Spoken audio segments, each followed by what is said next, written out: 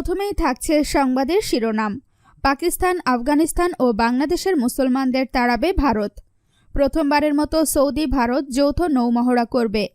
মোদির ছবি বিক্রি 25 লাখ টাকায়। নওয়াজ শরীফ জামিনে মুক্ত। আজাদ কাশ্মীরে হামলা করায় ভারতে হামলা করবে চীন এবং পাকিস্তান। এবং ব্রিটিশ পার্লামেন্টে আবার আটকে গেল ব্রেক্সিট চুক্তি। সৌদি ও ভারতে যৌথ নৌমহড়া কি আপনি সমর্থন করেন? জানান কমেন্ট বক্সে। এতক্ষণ শুনলেন সংবাদ শিরোনাম, এবার দেখুন বিস্তারিত প্রতিবেদন। ভারতের 25 কোটিরও বেশি মুসলমানকে সংখ্যাগরিষ্ঠ হিন্দু জনগোষ্ঠীর ভাই ও তাদের মধ্যে কোনো ভেদাভেদ নেই মন্তব্য করে তাদের পাশে দাঁড়িয়েছেন বিজেপির জাতীয় সম্পাদক রাহুল সিনহা। তবে ভারতের মুসলিম সম্প্রদায়ের মধ্যে পাকিস্তান, বাংলাদেশ ও আফগানিস্তান সহ অন্যান্য দেশের নাগরিক রয়েছেন বলে দাবি করে এক ঔদ্ধত্যপূর্ণ মন্তব্য করলেন তিনি। তিনি বলেন, ভারতের মুসলমানদের সঙ্গে মিশে থাকা পাকিস্তান, বাংলাদেশ ও আফগানিস্তান সহ অন্যান্য দেশের মুসলমানদের শিগগিরই তাড়ানো হবে। সম্প্রতি চলমান ভারতীয় নাগরিকদের রাষ্ট্রীয় পঞ্জী কর্মসূচির বিষয়ে কথা বলতে গিয়ে বৃহস্পতিবার এই মন্তব্য করেন বিজেপির কলকাতা সদর দফতরে বসে এক বিবৃতিতে রাহুল সিনহা বলেন, পাকিস্তান, বাংলাদেশ ও আফগানিস্তান সহ অন্যান্য রাষ্ট্র থেকে আসা মুসলিম সম্প্রদায়ের লোকজন এখানে অনুপ্রবেশ করেছে। তারা বিনা অনুমতিতে প্রবেশ করেছে এবং বহাল তবিয়তে আছে। তিনি দাবি করেন, ভারতের বাইরের মুসলমানরা রেশন কার্ড ও ভোটার লিস্টে নাম তুলে ভারতীয় সেজে বাস করছে। এদের চিহ্নিত করে এবার এই দেশ থেকে বিতাড়িত করা হবে বলে মন্তব্য করেন রাহুল সিনহা। অন্যদিকে ভারতের মুসলিম সম্প্রদায়ের পক্ষে কথা বলেছেন এই বিজেপি নেতা। তিনি বলেন, ভারতীয় মুসলমান আমাদের সমান মর্যাদা সম্পন্ন নাগরিক। তাদের নাগরিকত্বে কোনো কাটছাট হবে না। ভারতীয় মুসলমান আর হিন্দু সম্প্রদায়ের মধ্যে কোনো ভেদাভেদ নেই। তবে এনআরসির বিষয়ে বরাবরই ভিন্ন মত দিচ্ছেন পশ্চিমবঙ্গের মুখ্যমন্ত্রী মমতা বন্দ্যোপাধ্যায়। কে ভারতীয় আর কে অভারতীয় সে ভেদাভেদে যেতে একেবারেই নারাজ এই তৃণমূল সভানেত্রী। আর এদিকে প্রথমবারের মতো সৌদি ভারত যৌথ নৌমহড়া। সৌদি আরবের সঙ্গে বাণিজ্য সম্পর্ক আরও জোরদার করার লক্ষ্যে আগামী মঙ্গলবার রিয়াদ যাচ্ছেন ভারতের প্রধানমন্ত্রী নরেন্দ্র মোদী। সেখানে ফিউচার ইনভেস্টমেন্ট ইনিশিয়েটিভ এর মঞ্চে বক্তৃতা দেওয়া ছাড়া সৌদির বাদশাহ সালমান বিন আব্দুল আজিজ আল সৌদের পক্ষে সেখানে ফিউচার ইনভেস্টমেন্ট ইনিশিয়েটিভ এর মঞ্চে বক্তৃতা দেওয়া ছাড়া সৌদির বাদশাহ সালমান বিন আব্দুল আজিজ আল সৌদের সঙ্গে দ্বিপাক্ষিক বৈঠক করবেন তিনি। দুই দেশের মধ্যে স্ট্র্যাটেজিক পার্টনারশিপ কাউন্সিল সংক্রান্ত একটি চুক্তিও হবে। ভারত ও সৌদির মধ্যে প্রতিরক্ষা সমঝোতা বাড়ানোর লক্ষ্যেও একটি চুক্তি সই হবে বলে জানানো হয়েছে। মুসলিম গোষ্ঠীভুক্ত দেশগুলির মধ্যে বাহরাইনের মতো সৌদি আরবও কাশ্মীর প্রশ্নে ভারতের পাশেই দাঁড়িয়েছে। জাতিসংঘের সাধারণ অধিবেশনে পাক প্রধানমন্ত্রী ইমরান খান তীব্র ভারত বিরোধিতা করে ভাষণ দিলেও সৌদি আরব এই বিষয়ে নীরব ছিল। এ প্রসঙ্গে ভারতের পররাষ্ট্র সচিব টি.এস. তিরুমূর্তি বলেন, কাশ্মীর নিয়ে সৌদি আরব যথেষ্ট বিবেচনা দেখিয়েছে। এর প্রত্যক্ষ প্রভাব পাকিস্তানের ওপরেও পড়েছে। ইরান থেকে তেল আমদানি নিয়ে মার্কিন নিষেধাজ্ঞার কারণে টানাপোড়েন চলছে। ভারতের বিপুল জ্বালানি চাহিদা মেটানোর ক্ষেত্রে অদূর ভবিষ্যতে বড় ভূমিকা নিতে চলেছে সৌদি, এমনটাই জানিয়েছে ভারতের পররাষ্ট্র মন্ত্রণালয়। দুই দেশের রাষ্ট্রায়ত্ত তেল সংস্থার মধ্যে যৌথ উদ্যোগ নিয়েও চুক্তি চূড়ান্ত হবে। জানা গিয়েছে, মোদির সফরে সৌদি অ্যারামকো সংস্থা ঘোষণা করতে পারে যে ভারত পেট্রোলিয়ামের সঙ্গে যৌথ উদ্যোগে আগ্রহী তারা।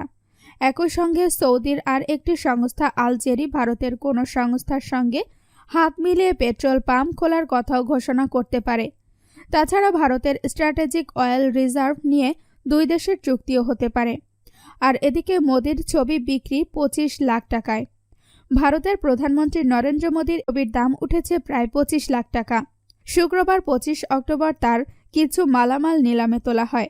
সেখানে হাতে আঁকা একটি ছবির সর্বোচ্চ দাম পায় 500 টাকা থেকে শুরু হয়েছিল নিলাম।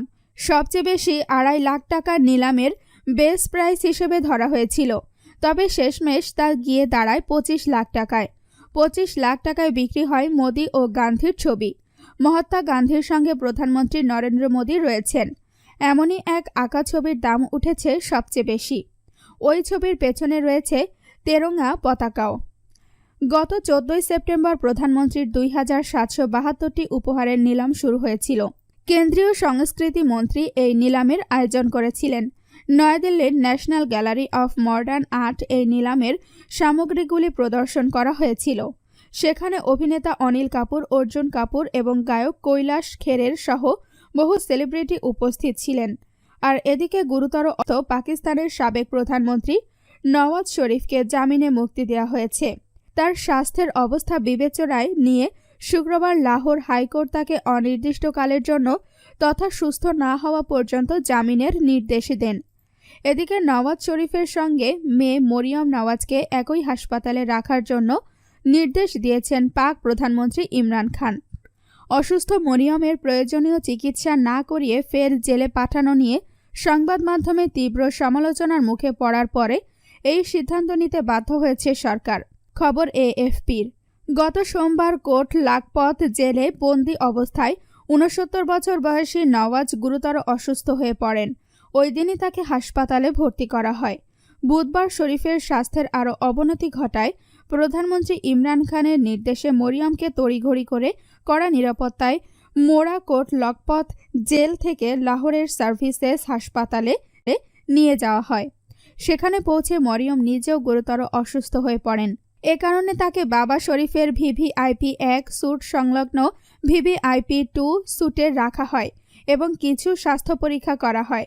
এরপরেই তাকে জেলে ফিরিয়ে নিয়ে যাওয়া হয়। চিকিৎসকরা জানিয়েছেন অ্যাকিউট ইমিউন ডিসঅর্ডারে ভুগছেন নওয়াজ।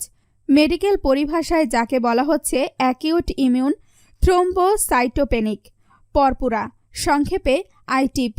2 দিন ধরে বিভিন্ন পরীক্ষা নিরীক্ষার পর তার রোগ সম্পর্কে নিশ্চিত হন ডাক্তাররা।